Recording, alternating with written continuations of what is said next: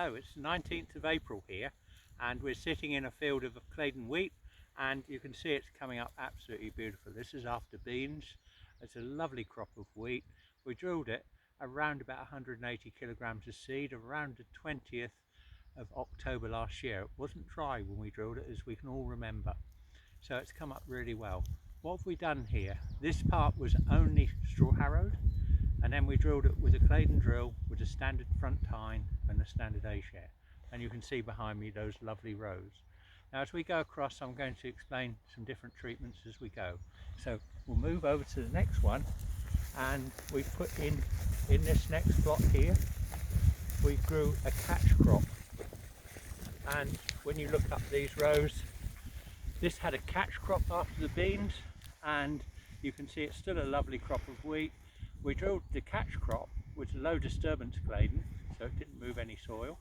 Put the catch crop in, and then we drilled it with a standard front tine and A-share. So a really good result here.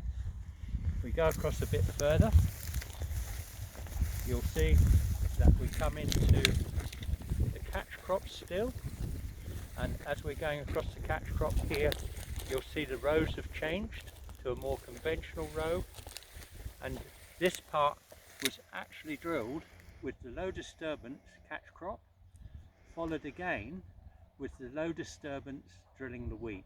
You can see it's not quite so even and a little bit patchy on this one. I think this is probably the most patchy plot, unfortunately, but when you think there was no wheel marks or compaction moved by that front tine, and with the wet weather last year, I think this is established reasonably well. So as we go across a bit further, we then have all of this as the actual mint hill, and then we get to the centre of the tram lines and we have the same low disturbance tines, and here I think we've got a slightly better establishment because the cover catch crop was established using the front tine and the A-share, and then we drilled with the low disturbance twin tine kit on here, and you can see it's come up reasonably well. So as we go across here a bit further, we had the catch crop again established with the lower disturbance, or sorry, with the front tine, the standard Claydon, and we now move into the crop here where we had the standard Claydon cover catch crop and followed again with the front tine and A-share, establishing the bands here. And you can see this is a lovely strong crop of winter wheat.